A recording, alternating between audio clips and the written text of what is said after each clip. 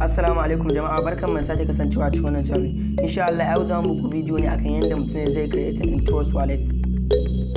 Dan uwa Trust Wallet tana nufin tamkar a ce ma bankin ka ne amma a cikin wayarka, yanda zaka iya ajiye dukiyarka ko da miliyan nawa ne ba tare da ya samu matsala ba. Trust Wallet waje ne zaka iya ajiya coins ɗinka na cryptocurrency ko kuma in ce muku Trust Wallet babban banki ne zaka iya ajiye dukiyarka a ciki. Kamar yadda kuka sani cryptocurrency akwai coins kala na cryptocurrency wanda ake business da su a duniya, kalan su Bitcoin, su Ethereum, su Litecoin. Akwai coins kala sun fi miliyan nawa coins. To Trust Wallet ne zaka iya ajiye coins ɗinka a ciki. Idan baka tayi siyarwa ba, idan ka coins yana da ara ka siya ka ajiye kafin ya tashi ka je ka siyar.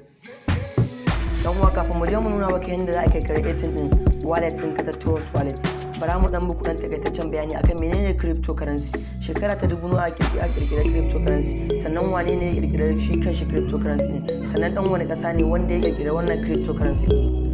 Dan uwa an fara kirkiran cryptocurrency ne a 2009, wanda an fara kirkiran cryptocurrency na farko a duniya wanda ake ce mai Bitcoin. Shi wannan Bitcoin din an kirkire shi ne ta karkashin wani dan Japan wanda ake ce mai Satoshi Nakamoto.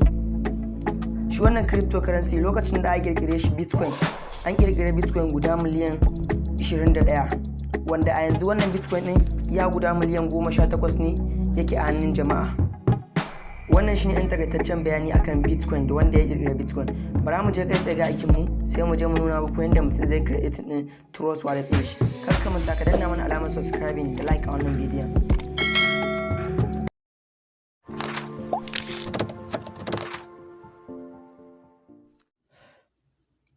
So gashi nan mun kunna wayan mu, yanzu zamu nuna muku yadda mutum zai download din wallet din kafin ma mutum ya je ya create din account a cikin. So zaka je ka shiga cikin Play Store.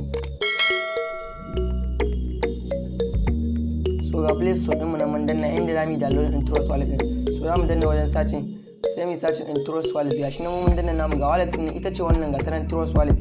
Idan ka duba za ga mutane miliyan 1 sun yi downloading wannan wallet din. Gashi kuma mutane 180 sun yi review akan ta, wato sun yi shari'a kan wannan wallet din.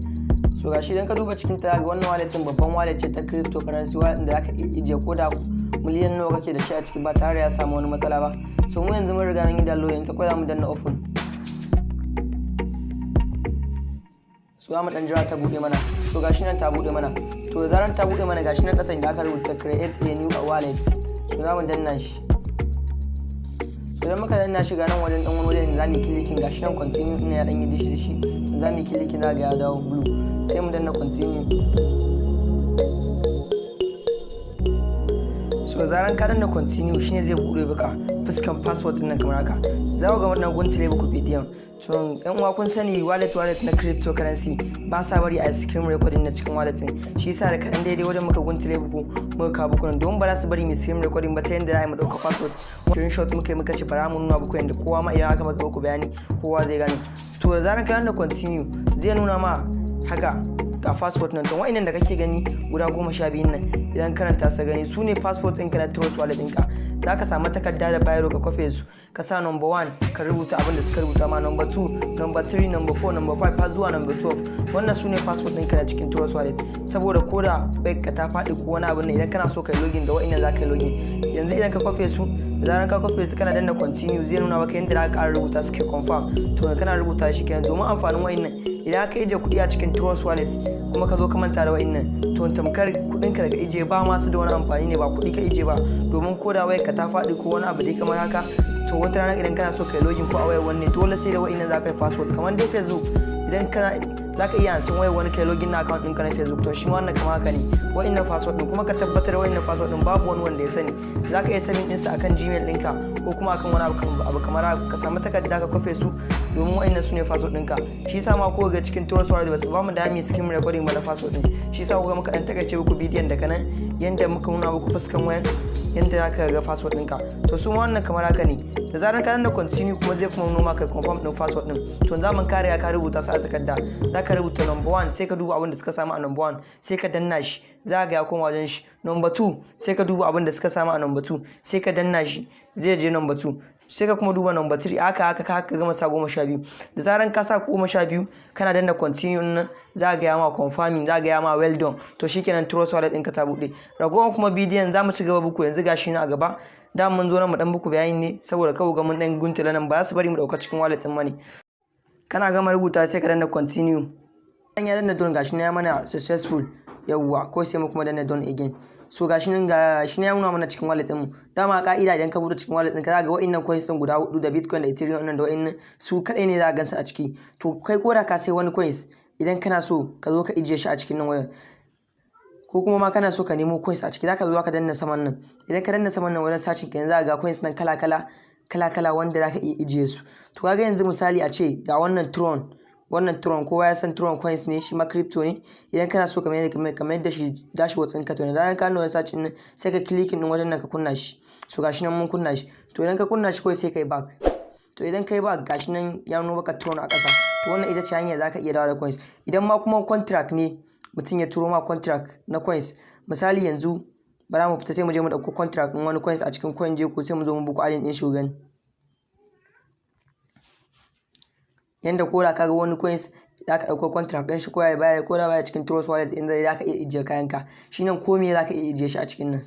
Gashi nan zai buɗe mana.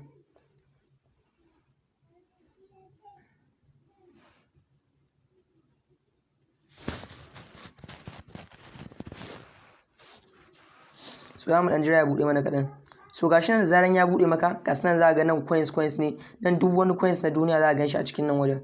So bara mu je mu ɗauko contract ɗin wani coins. Sai mu zo mu gwada muku gani. Gashi nan ya ɗan mana sacin ne.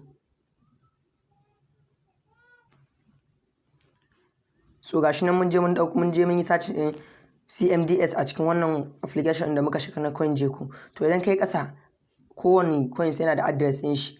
Gashi nan kun ga wannan gashi nan na farko inda kuka ga contract address to wannan shine na CMDS. To misali ne muke gwada muku sai ka danna shi gashi nan ya mana copy contract address sai ka koma can cikin application ɗinka.